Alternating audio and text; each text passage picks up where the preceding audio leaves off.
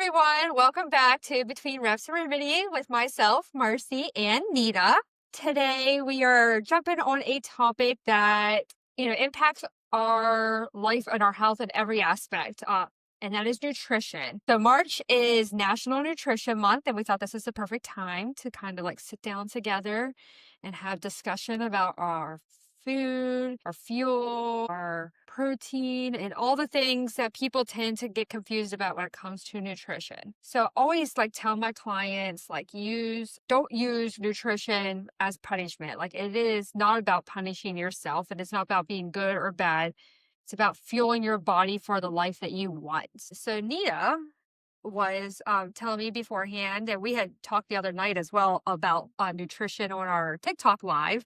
And she has a whole list of foods that are impact your life and multiple aspects that I'm like, yes. Hi guys. No, we were just talking about how essentially nutrition is the number one essential tool that you need for your mind and your body and mental health. Okay, positive mindset is everything for nutrition. Okay, it's you need to have this positive mind and attitude. Like Marcy was saying, we don't want it to feel like a chore to eat healthy. We want you to love the things you're putting into your body, but it's all about mindset. Let's see. Sorry. No, you're good. Absolutely. I mean, food impacts us in so many different ways, like energy, our hormones, Mhm. recovery, our metabolism. Right. And instead of focusing on cutting out foods, focus on the variety of colorful foods. It's kind of like a weird way. It's always how I told my children. And they've never heard me say, I don't like this blah, blah, blah food. I would never say that to them because I don't want that to be in their brain, you know? I just won't make it in a story, but I just cut it out. But no, but instead of focus on out these foods, focus on the variety of colors that you have on your plate, and kind of repeat instead of saying I can't eat that and I choose not to eat that because I want to feel better. I choose not to eat this because I have a party to go to. Whatever your excuse is, instead of saying I can't eat that, I choose not to eat that. It's all about mindset. No, I love it. And I love that. yeah, and then try to treat every meal as a new choice rather than oh, it's gonna be so gross. So it's already gonna be a failure. You don't like it, it's gonna be a failure. Instead of that, change your mindset and just try to add those colors in and make it flavorful. That's how you start with it, right? Right. And nutrition is it fuels your body, of course. And Marcy and I were talking about this on a TikTok live the other night that specific nutrients do support production of your feel good dopamine and serotonin, which is essentially your mood stabilizers. It's what makes you happy, makes you sad, makes you depressed. It affects your mood. And if you guys want to jump into it, just a simple little list of foods I have that you can add into it and spice it up any way you want. The key is saying I can't, I choose not to. And instead adding instead of french fries, the fatty fish or leafy greens, berries, whole grains, nuts. You can do a fatty fish, which is great for your omega 3s, your fatty acids. That reduces your inflammation, supports your brain function. And it's essential for your emotional stability, right? Right. Leafy greens, folate, which is your B9s. Vitamin K, it's essential for neurotransmitters linked to lowering your risk of depression, which is probably one of the big mental issues we have, I feel like. Let's see, berries, quick snack. Instead of grabbing chips, grab a handful of berries. That produces antioxidants, which protects your brain cells and it reduces stress and anxiety and it helps regulate your moods. Good pick me up for the afternoon. And instead of french fries, let's try some whole grains, it's your complex carbs, your B vitamins. And what this does, it produces a glucose, which is, yes, we hear glucose is carbs, sugar, but that's what carbs is, sugar. What complex carbs and B vitamins do is provide a steady glucose to sustain your energy and prevent mood crashing out. We can also do probiotics, your fermented foods. That is very essential for your gut health. And your gut health produces 95% of your serotonin. That's a big, we don't Yeah. think about it, but gut health is pretty essential to a lot. Absolutely. Absolutely. And I think a lot of people suffer from some sort of gut health issue and maybe not even realize it. Right. Exactly. You don't realize it. I know I am, but Yes, I'm kind of me too. detoxing my body from all the carbs. So that's why I like carbs and sugar. So my Mhm. body's not feeling it right now. So Right? I'm taking my probiotics and eating yogurts and stuff. Oh yeah, nuts, seeds. That's a really good little quick snap pick me up that produces magnesium and zinc. What does that do? That helps calm the nervous system, which reduces your anxiety and like improves your quality of sleep. Nutrition is essential to everything. Not only does it affect your body, it affects your mind, the way your brain works and functions. Absolutely. And I think people get hung up on nutrition being it's all the bad foods that they eat and that's what makes them overweight, Mhm. not taking into account that it affects you in so many different ways. And something I also talk to a lot of my clients about is calories because everybody gets hung up on how many calories I should eat in a day. And while calories matter because they give us energy, it's the quality of those calories that really count. So two Right. foods can have the same amount of calories and affect your body completely different. Your 200 calories from chips is going to fuel you, make you feel different than 200 calories from Greek yogurt. Right. Exactly what we tell our little football players here. We're like, well, yeah, we know we need to pack on the carbs and sugar and protein. Three Snicker bars a day is not the way to do it. No, Like, I know absolutely you not. see that, but don't do that. Right? you know? I mean, because in all honesty, if you're getting your 100 calories from a Snickers bar, you're going to feel hungry an hour later. If you eat You're gonna 200 crash. calories, you're going to crash. And if you eat 200 calories with Greek yogurt, you're going to full longer because you're going to get that protein, that Hmm. fiber, and all of that to help keep your blood sugar more stable. Right. Keeps it all sustained. And it's kind of like a car, right? Like food is, let's talk about it like this. Food is fuel. And Yes. you need to fuel your body. And whether you Yes. think about it or not, like you use fuel even while you sleep.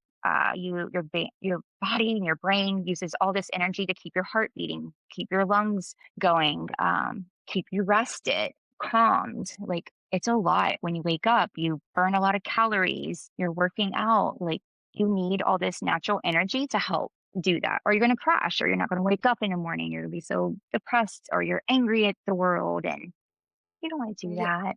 It's more Right. what you eat.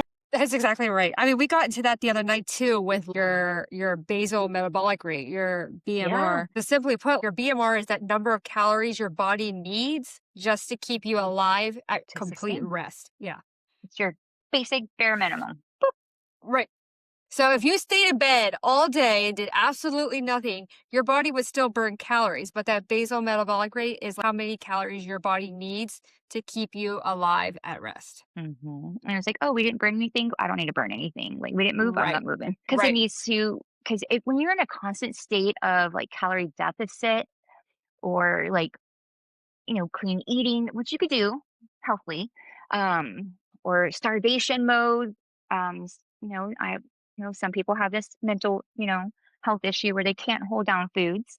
When you live in that constant state like that, your body is in a flight or fight mode. Like it doesn't know whether to burn the energy, but when you're in that constant state, it withholds that energy. It thinks it's going to starve. It doesn't know when its next food's going to come. And so it's not going to release it. So you're going to get that belly bloat. You're gonna feel gross and gassy and just blah, you Yeah, know?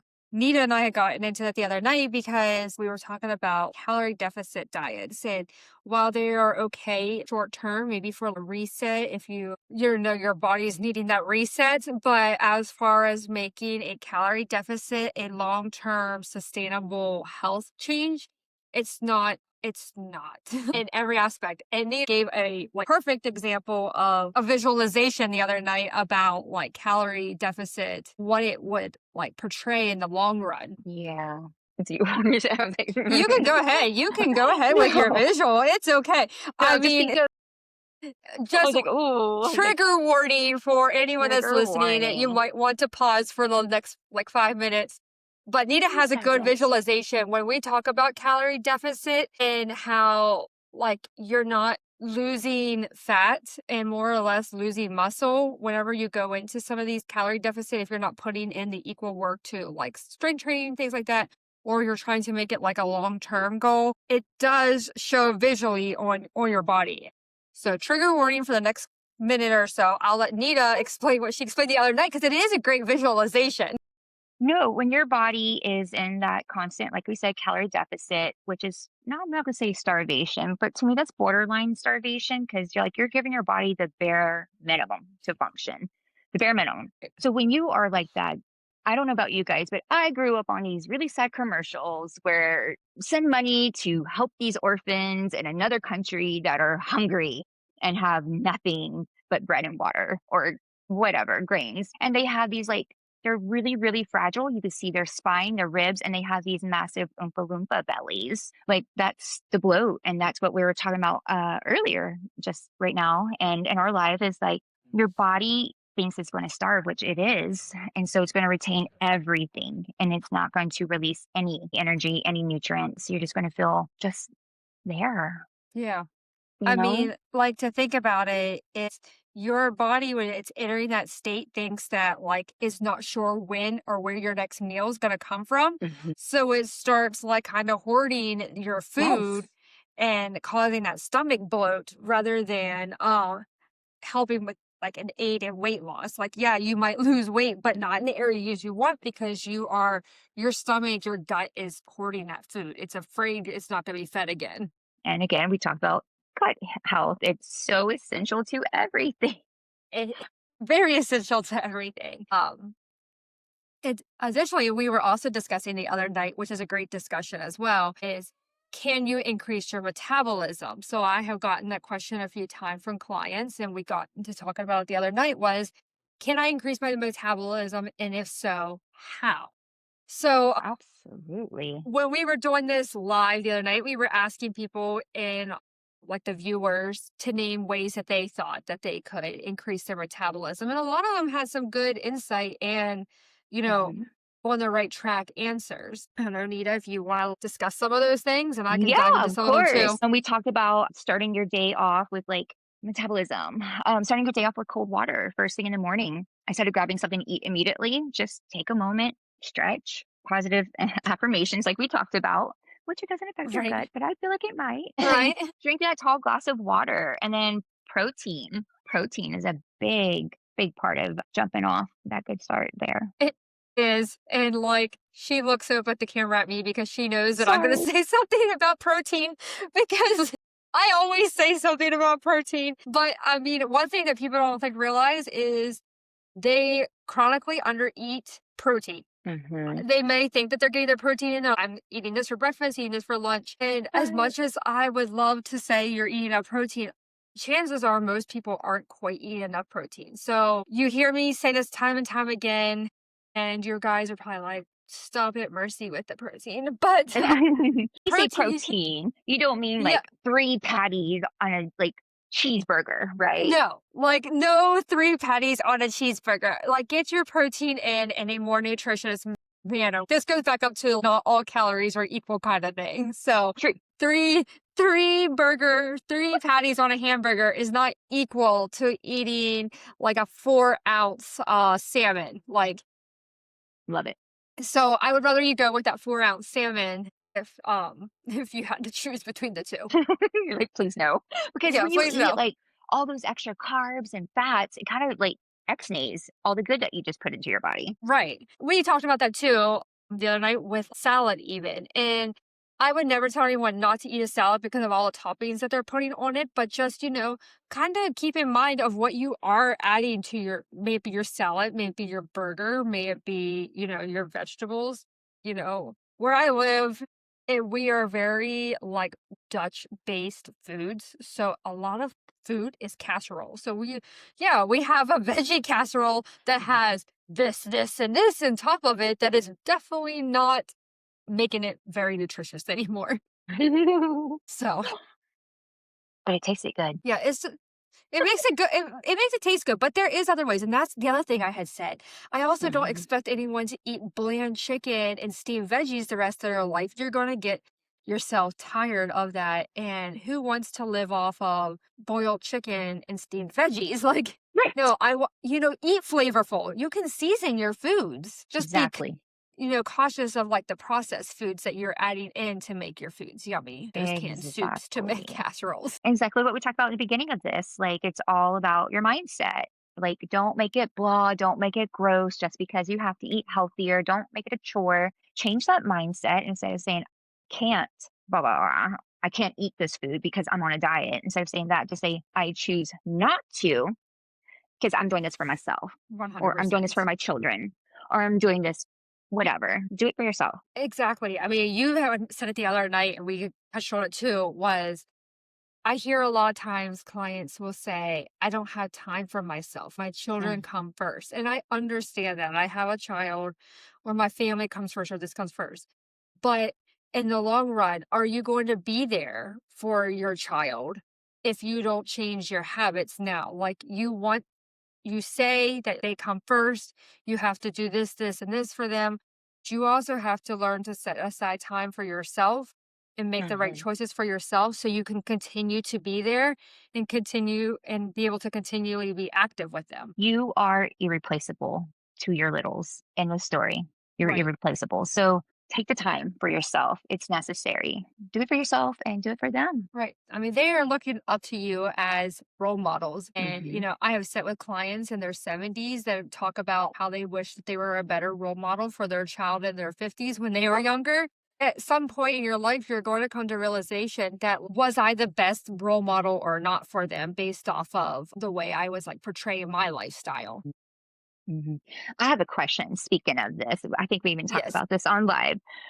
We're speaking of like whatever this situation. So we were talking about how a mindset, like some people have an unhealthy relationship with meals and foods due to the way most of us were raised. Like you're not allowed Yes. to leave your table because again, Yes. there's hungry orphans in another country or there's homeless people. So you had to sit there and be forcefully, you had to eat your plate. Yes. And that Yeah. created a love hate relationship for me. Like, Right. It did for me as well. When I was going through my master's program and I had to sit for a nutrition class, and one of the research papers I had to write on was how food habits that we may have grown up with became traumatizing for us as adults. And I have come to realization that many people have that same traumatizing experience of mhm, being forced to sit at the table until their plate was clean, telling you that there's hungry children in third world countries if you don't eat your food. mm, But in the end, it like created a very, like you said, Nina, a love hate relationship with food. While you wanted to love food and eat it, at the same time, you looked at it in a negative aspects. it did. Like the only way I still struggle with this. I'm not going to say I overcame it. I'm not going to say that. That will be a lie. The way I handle it is just one day at a time. And if I go out to eat, I automatically take like try to choose a healthier option. Yes, of course, Right, we all want the onion rings, but I'm going to get the salad instead, or broccoli, or asparagus. right. Something that's going to fuel my body. And of course, burgers sound amazing, but I'm going to get the salmon or something to that nature. I take that meal and I cut it in half. And I'm not wasting it. I'm taking it home for another meal. No, that is a great representation. And for my clients that come to see me for like P1 Mhm, medication, I try to stress that to them. You don't necessarily have to change all your eating habits. I'm not sitting here asking you, but you're going to learn what maybe a portion size should look like because now you're going to become fuller faster and you're mhm, gonna hit that last bite and you're gonna be like, whoa, before I was eating 5 slices of pizza and now I eat one. And I'm mhm. full. And the goal for the clients of mine that are on GLP-1s is to have them learn that when they come off the GLP-1, that their portion size stays the same. Like it's not going to go back to increasing, but learning that that's what you should be eating to your fulfillment to stay full. So they rewired themselves to Yes. think differently. And yes, and Yes. that's how I try to do it. Like I'm a visual person. I'm a person that has to have the words of affirmation written on my mirror every morning or something. I'm a visual person. Or I see I'm not weirdo. Okay. Magazine clipouts of a person with an ideal healthy body goal. I'm like, yeah, she looks good. She's healthy. Get it, girl. That's Yes. so that's what I do. So to work towards it, I don't know. No, but Little I weird I things love I that. do.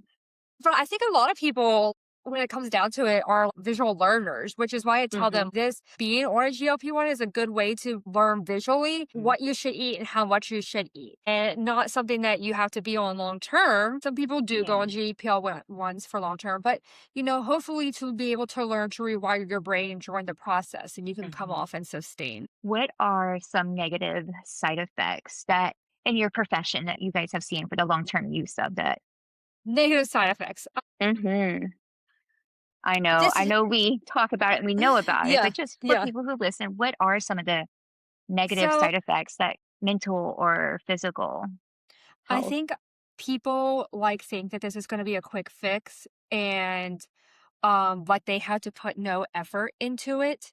Mm, That's a struggle with me with some people is like learning that this is not to replace your habits. I want you to change your daily habits. I want you to work on exercise and work on nutrition.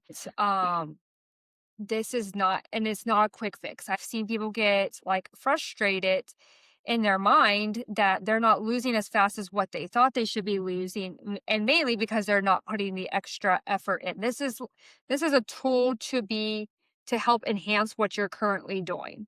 A lot of times people come as this is a last ditch effort because they have tried the things and they have lost, but then they plateaued and they just need that little assistance. And mhm, those people do super well on it because they're already have changed their lifestyle. They're already exercising. They are doing the things. And then this is just an added tool. But it's the ones who never tried anything. I want to lose 20 pounds by summer and I don't want to put any effort. And then they get frustrated. They go off the medication and they gain their weight back because they haven't learned to make that sustainable lifestyle changes. it's kinda like a crash diet. It is kind of like a crash diet. And Oh, I want to no. say I see that more with people who are on a GLP-1 not working directly through us because a lot of people who are getting GLP-1s from PCP offices or online facilities who are Mhm, not working directly with a health coach and are just being prescribed the medicine and out the door, they're not learning this sustainable changes either. So I think I kind of take a lot of pride in our program that you meet with a health coach, myself once a month. We do a body composition. We talk about is everything okay, not okay, and I check in throughout the month with you as well because I want you to make the lifestyle changes. I don't want you just to be given the medicine and rely on the medicine. And I think we talked about this a little bit too. It's like people will start taking the medicine elsewhere, not know about body composition, start losing muscle as equally as fast as they're losing fat. mhm, That's what's giving you what people know as the Ozempic phase mm. because their muscle is going away. And that's why I'm trying to teach and preach protein so much as well as strength training because we want to preserve that muscle or even build that muscle while you're actively losing fat. And honestly, we had talked about this too is eating protein helps you do that. But while you build muscle or maintain your muscle and lose fat, that's what's going to help increase your metabolism as well. So the more Mhm. muscle you have, the more fat you're going to burn, the faster your metabolism is going to work. Yep, crazy. It is crazy.